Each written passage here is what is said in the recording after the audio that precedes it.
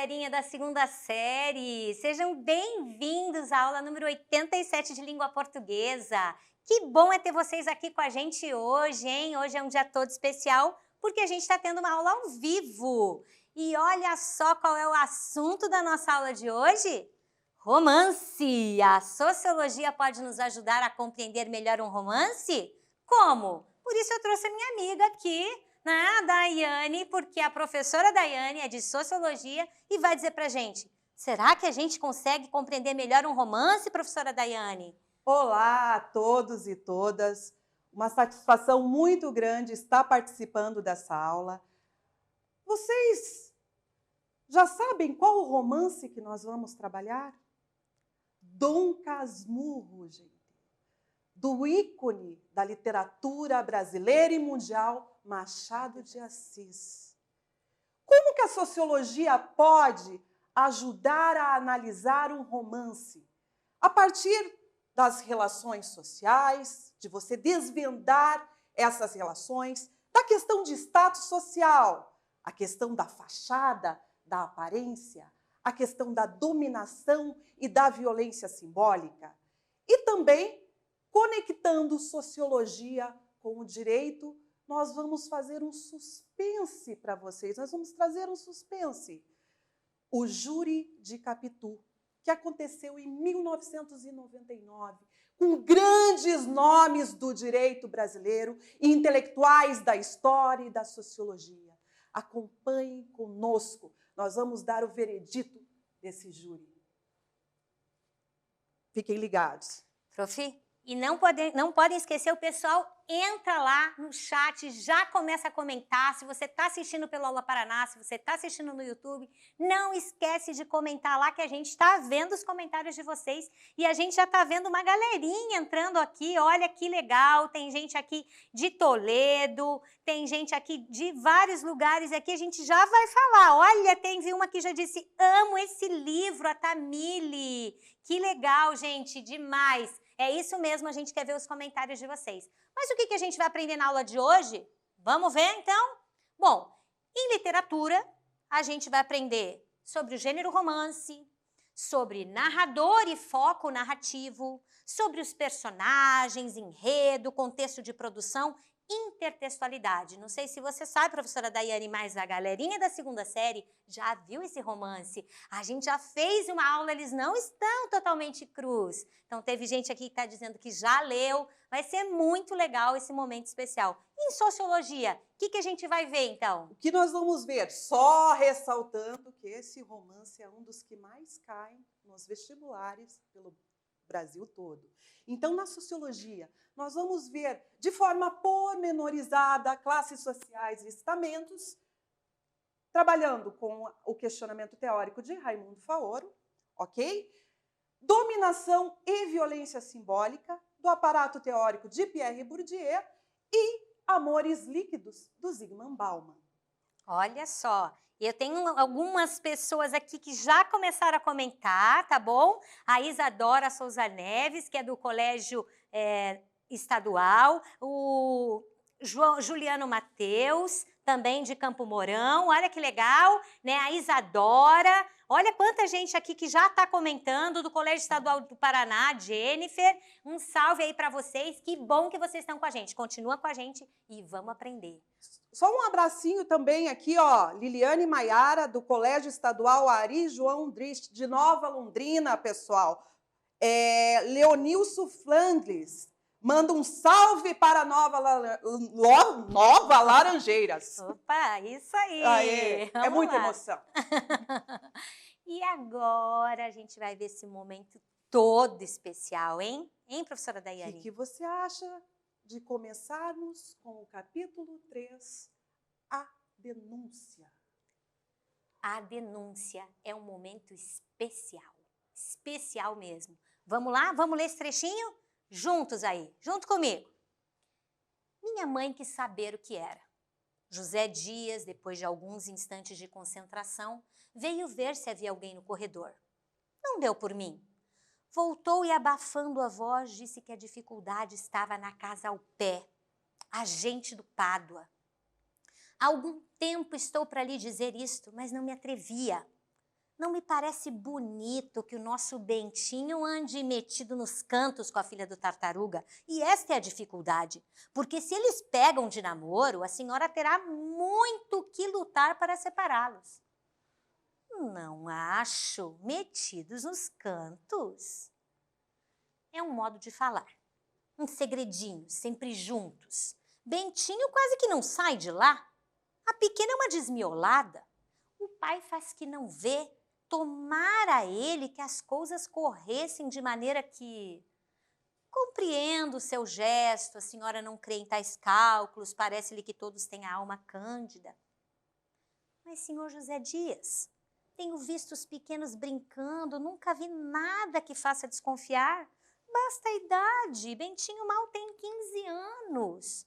Capitu fez 14 a semana passada, são 2 criançolas. Não se esqueça que foram criados juntos desde aquela grande enchente.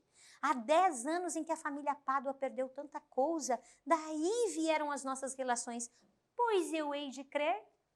Olha que coisa impressionante, Daiane, esse 3º capítulo aí. Olha que interessante. Adorei a sua leitura com um tom de suspense. Olha só o que a gente vai aprender mais um pouquinho. Eu já trouxe um exercício. Trouxe um exercício para você, você acompanha aí comigo. Olha lá.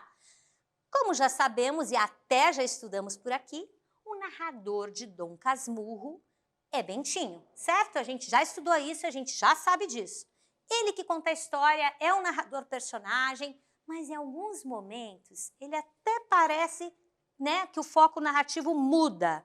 Por quê? Porque o Bentinho, através dos diálogos, deixa clara a opinião das outras pessoas. E como José Dias vê Capitu? Tá? O que ele pensa sobre a relação com o Bentinho, segundo o que a gente leu aqui? O que ele pensa dela? Vamos ver isso junto? Se você está com o teu caderno aí, você também pode anotar aí. Mas a gente vai ver junto aqui essa resposta. Olha aqui, olha que interessante, professora Daiane. Um agente pobre. Do Pádua. Agente do Pádua, que não pode se misturar com a nobre família do Bentinho. Lembram-se que o Bentinho ele era filho de deputado. O pai dele já tinha morrido aqui.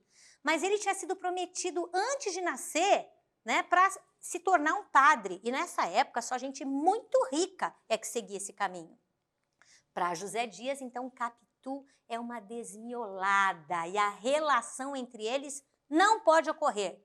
Olha só que coisa forte isso. Mas por que não pode ocorrer, professora Daiane? Por que será?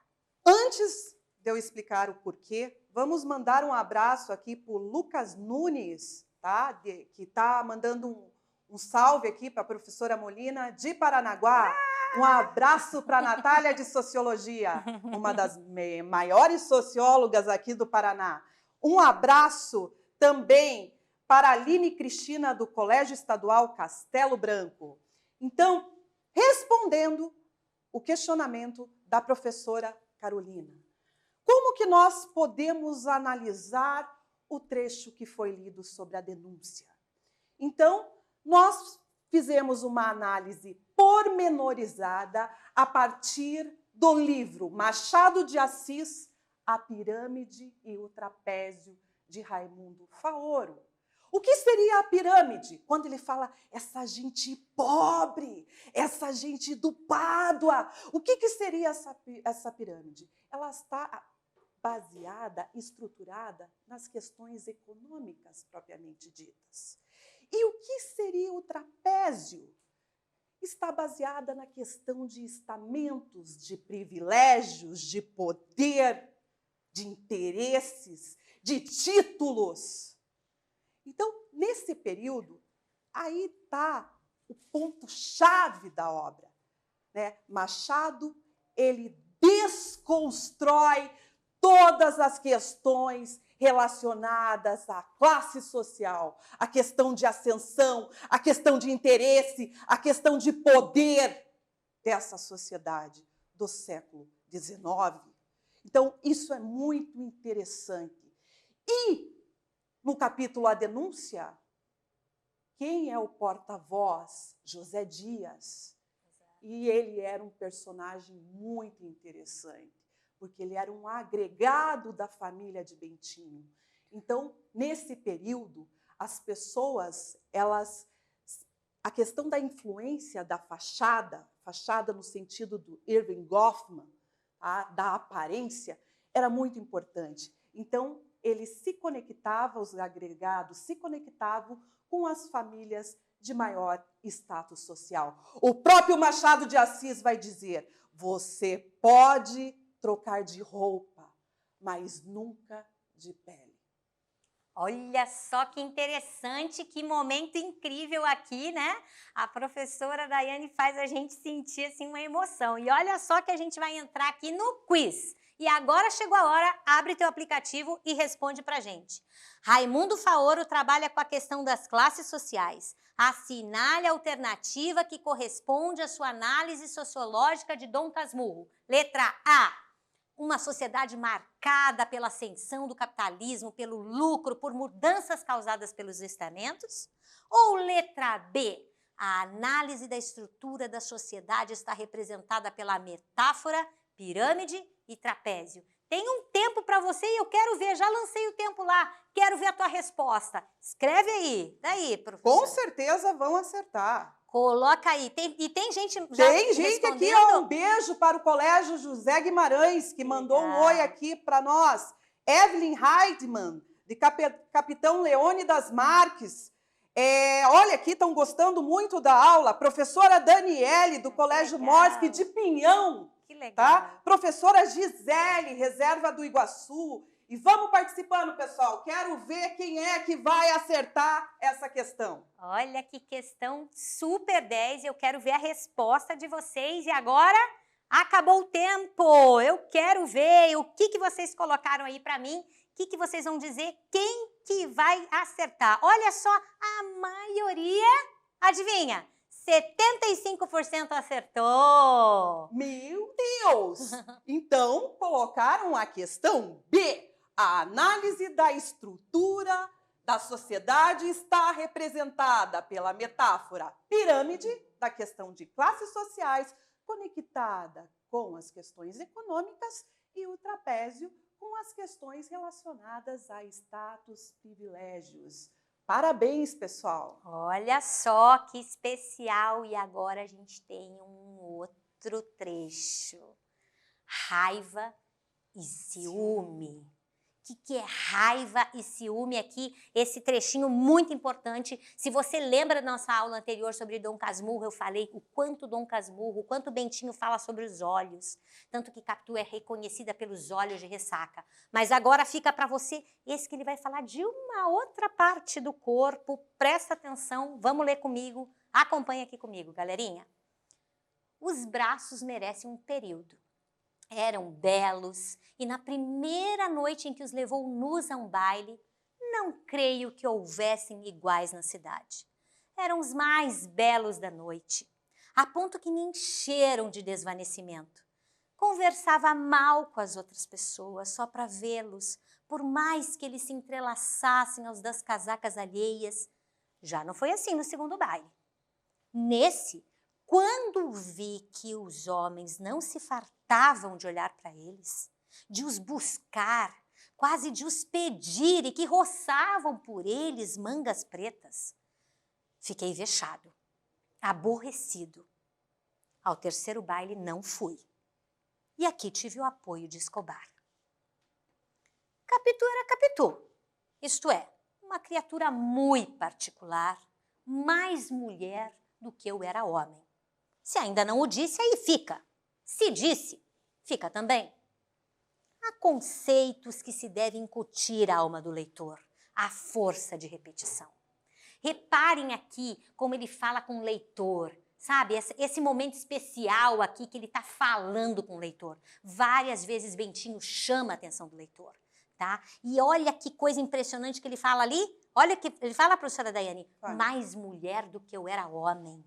Pela repetição, talvez, será que ele quer inculcar uma ideia na nossa cabeça? Será que é isso? Ou será que era o hábitos de um advogado, porque ele era advogado? Exatamente. Olha que impressionante isso aqui, né? E o que a gente vai entender desse especial aqui dos braços, a gente vê ali crescendo esses ciúmes ali. Sociologia separou, né, dois conceitos extraídos do livro A Dominação Masculina, do Pierre Bourdieu. O primeiro conceito é a questão da violência simbólica. O que seria a violência simbólica? A imposição de um arbitrário cultural, muitas vezes sem consentimento. Mas por que simbólico? Porque tem determinados símbolos na sociedade. E o próprio Bourdieu, ele foi muito criticado pelo livro A Dominação Masculina, tá? Só que muitos não entenderam qual era o interesse de Pierre Bourdieu. Era desconstruir essa dominação que estava imposta na sociedade a partir de construtos históricos, culturais e sociais. Como vamos decodificar, professora Carolina, esses símbolos que impõem a violência simbólica? No próprio discurso, no próprio ato dos olhos de ressaca, que é a subjetividade do Bentinho, na própria questão comportamental da exis corporal de uma mulher na sociedade do século XIX, numa sociedade patriarcal. E quem era a Capitu? Era uma mulher à frente do seu tempo.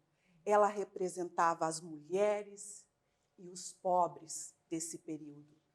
Então, o que o Bourdieu vai dizer? Essa dominação masculina está moldada a partir da visão androcêntrica em que o homem é o centro do mundo. E como que nós podemos desconstruir isso? A partir de uma ação política, que foi, né, o próprio comportamento de Capitu, de tentar romper com essa doxa que estava estabelecida nesse período.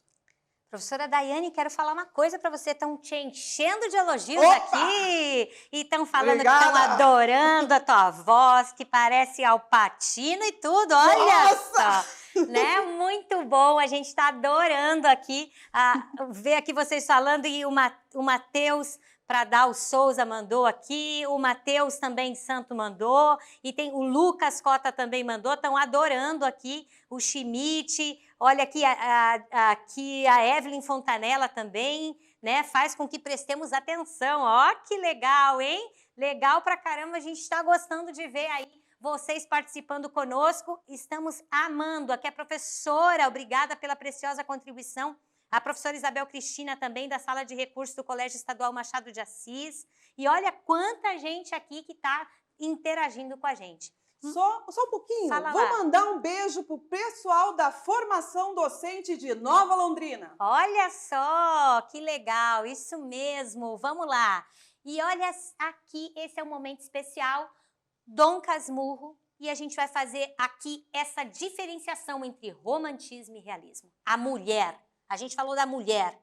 A mulher no romantismo, idealizada, santinha, no altarzinho.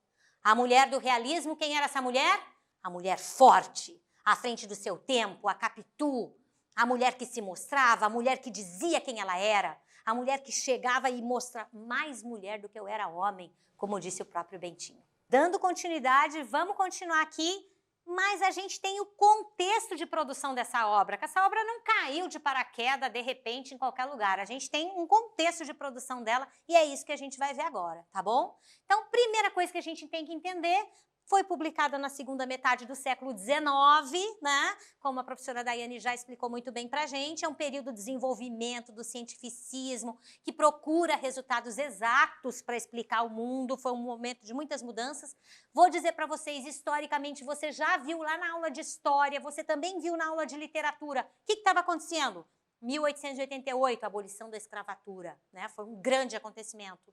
1889, a proclamação da República e junto com ela a entrada de imigrantes no país para fazer o trabalho que antes eram os escravos que faziam, professora Daiane. E o que mais aconteceu aí? Interessante. Positivismo de Auguste Comte, vocês também já viram que só a ciência é capaz de explicar a sociedade. Tanto é que o lema da nossa bandeira é um lema positivista, ordem e progresso. A questão do darwinismo social e o darwinismo de Charles Darwin, da teoria das espécies.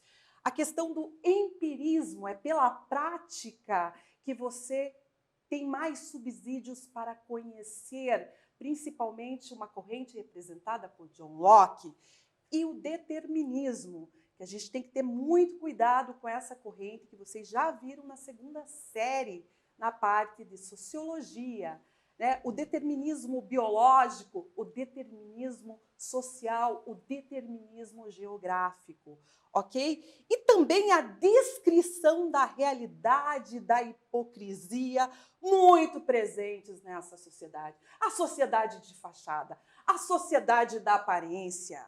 A aparência valia muito.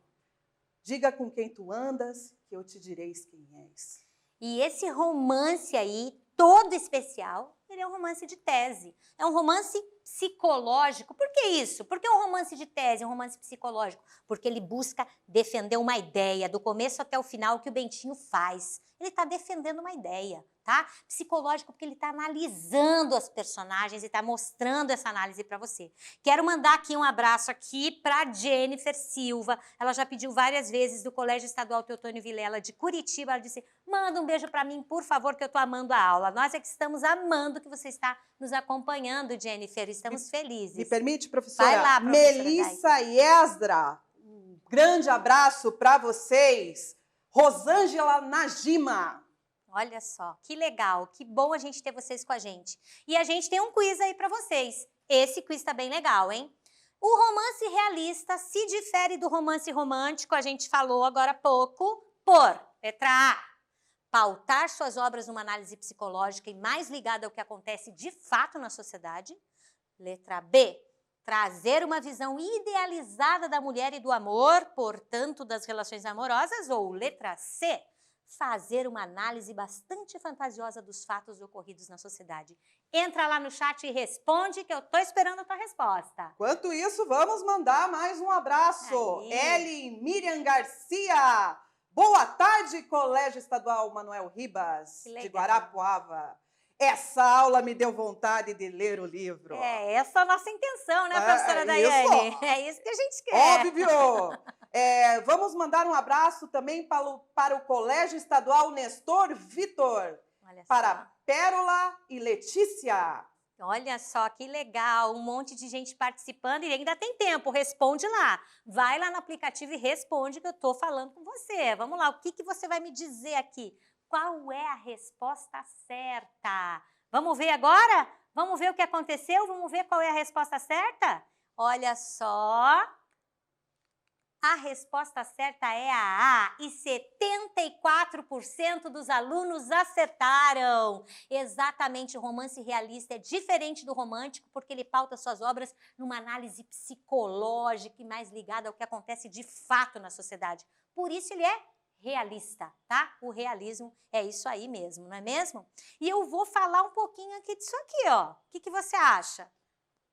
A questão do narrador e foco narrativo. Eu observei que a todo momento o Bentinho conversa com seus leitores. Exato. Você lembra que você falou no começo? Exato, é exatamente isso, é um momento muito especial e eu quero falar uma coisa para vocês. Essa é a grande tirada do Machado de Assis aqui, né? Porque o realismo, ele começa lá na França e o que tem de especial? Aquele narrador onisciente, aquele narrador em terceira pessoa. Mas o Bentinho, ele é um narrador em primeira pessoa, é um narrador personagem. Só que o que ele faz? Ele coloca a fala de outros ali, como ele pôs a fala de José Dias, professora Daiane, e acaba fazendo o quê? Mostrando, então, uma onisciência, porque ele sabe até os pensamentos das pessoas. Ele consegue mostrar isso, faz uma análise psicológica dos que estão em volta dele, né? É muito interessante isso, e essa é a grande tirada do Machado de Assis, maravilhoso, né? E por isso ele é reconhecido no mundo todo, né? Um foco narrativo ali, o ponto de vista realmente é do narrador em primeira pessoa, mas ele consegue fazer essa análise geral. Olha que demais esse momento aqui. E agora uma questão que todo mundo fala, né, professora Daiane? Traiu ou não traiu? Traiu ou não traiu? O que vocês acham? Mas eu vou dizer, essa não é a questão central desse livro. Apesar de todo mundo ficar falando disso 300 mil vezes, essa não é a questão, o suposto adultério, não. São as questões relacionadas à dicotomia entre as classes sociais, e por isso que eu chamei a professora Day para estar aqui com a gente hoje fazendo esse momento. A questão do comportamento da mulher que não se rendeu às regras vigentes da época. A atitude que acaba por perturbar o espaço social, né, daquele momento conservador do século XIX. Dom Casmurro não é um romance sobre adultério. Repito, se você leu pensando nisso, leia mais uma vez, tá bom? É um romance sobre ciúmes, inspirado na obra de Otelo de Shakespeare. Olha, muito interessante. Então, por isso, nunca será possível responder essa pergunta. Afinal, a gente só tem um ponto de vista, que é o do Bentinho, unicamente a opinião dele, porque é ele que conta a história. E eu tenho um exercício para você. Você pensa aí, a gente já vai fazer junto. Por quê? Lembra o trecho que a gente leu os braços ali? Nós notamos uma mudança no comportamento do Bentinho, que bem pode ser vista como a mudança que acontece no próprio romance. Que mudança é essa? Vamos ver lá? Olha só, galerinha. No primeiro momento, ele se mostra apaixonado pelos braços de Capitu. Conforme o tempo passa, eles vão a outros bailes, os braços que antes ele admirava passam a ser objeto do seu ciúme. A ponto dele decidir, professora Daiane, não ir mais aos bailes. E, por fim, ele passa a culpar Capitu por sua desconfiança, justificando que ela é mais mulher do que ele é homem. Essa é a mesma gradação da narrativa. Ele começa apaixonado por sua amiga de infância e, por fim, ele a culpa por seus sentimentos de desconfiança.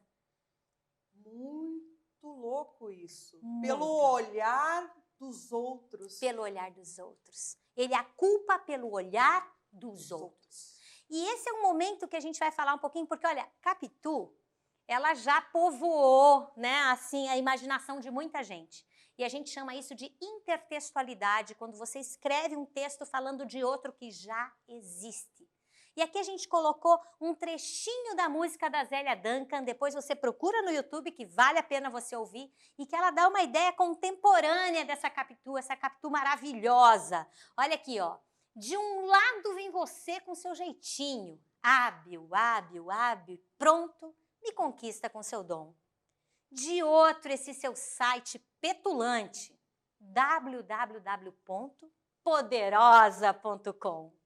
Você é virtualmente amada amante, você real e ainda mais tocante, não há quem não se encante. Capitu, a ressaca dos mares, a sereia do sul, capitã dos olhares, nosso totem tabu, a mulher em milhares, Capitu. Que delícia que é esse momento aqui, tão especial, né?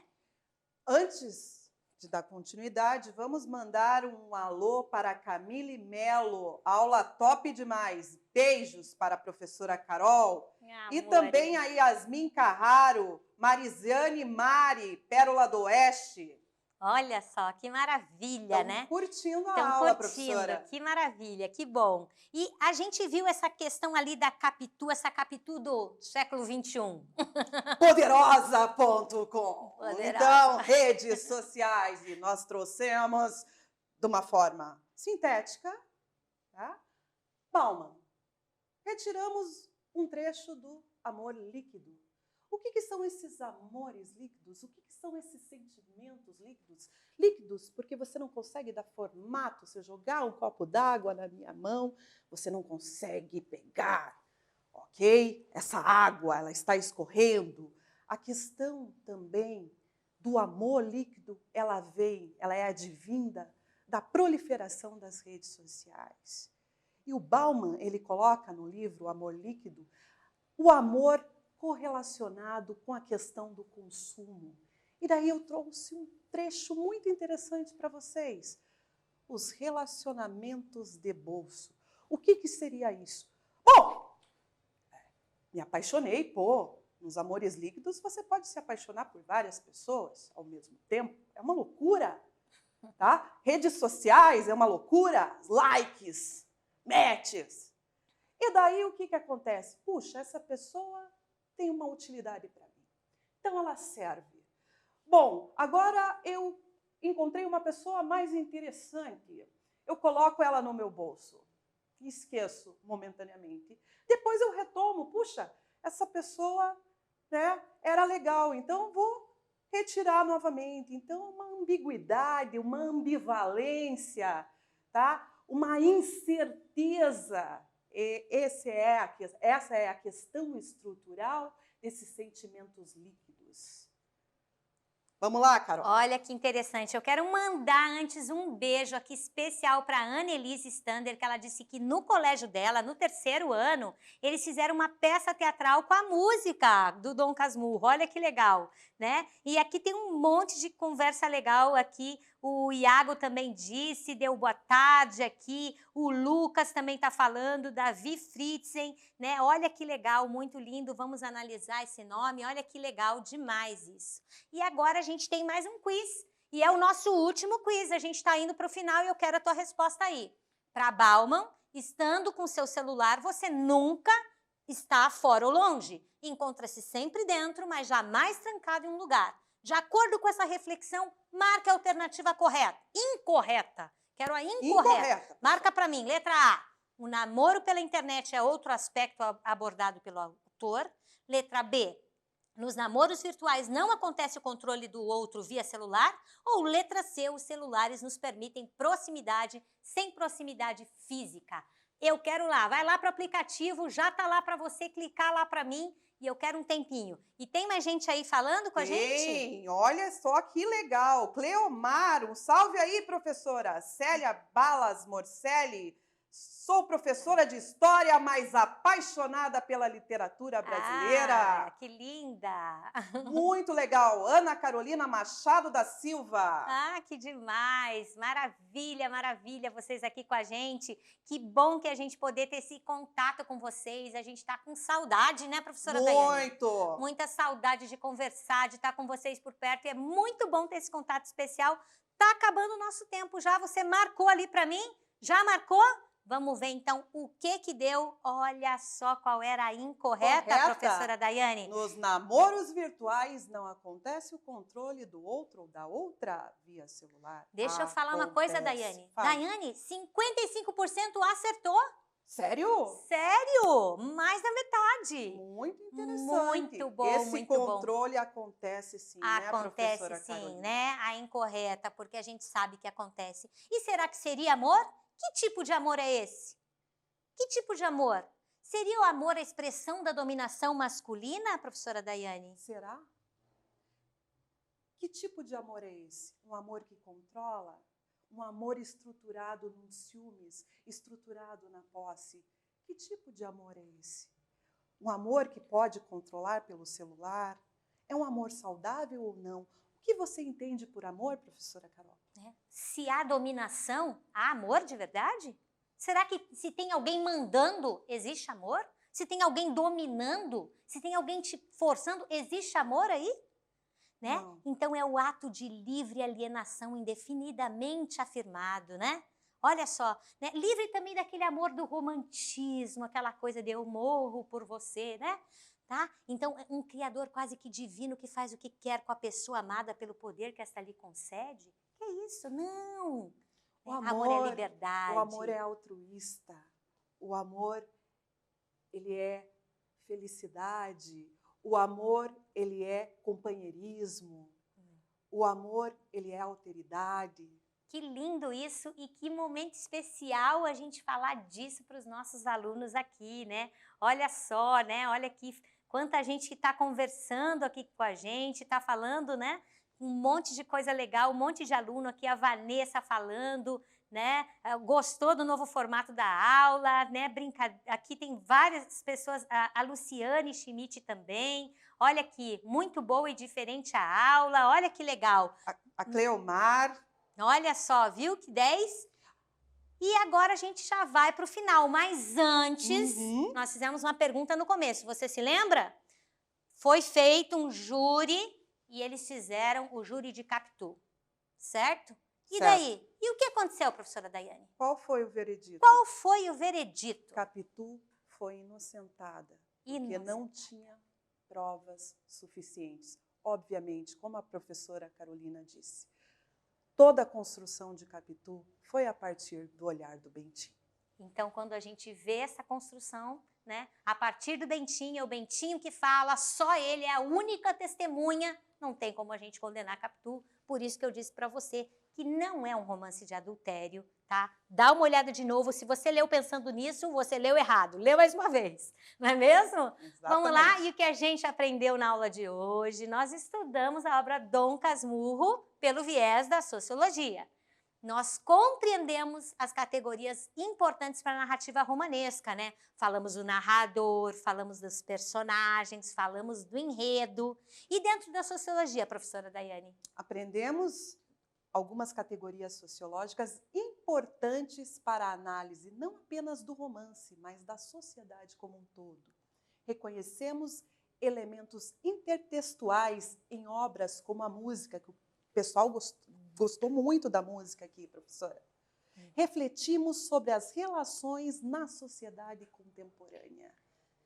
Que maravilha de aula, que bom foi contar com vocês. Professora Daiane, mais uma vez, muito obrigada. Se a gente não tivesse um momento de pandemia, ia te dar um abração agora, né? Mas eu estou muito agradecida por ter te convidado, por esse momento tão especial. Agradecer todo o pessoal aqui que está falando com a gente, né? Olha só que legal, um monte de gente falando, a Annelise, a Vanessa, a Annelise que entrou lá no começo, a Abilaine, né? Aqui tem o Gabriel, a Luciane. Olha quanta gente. Muito obrigada, pessoal, por participar conosco aqui desse momento tão especial. Não esquece de ir lá na aula 87 e responder as 2 questõezinhas que eu deixei lá para você e garantir tua presença de hoje. Um beijo grande. Mais um recadinho. Beijos e abraços virtuais a todos e todas. E perdão por não ter mandado um abraço para todos. Não deu para ler para todos. Sintam-se abraçados. Um grande beijo. Tchau. A gente se vê em breve.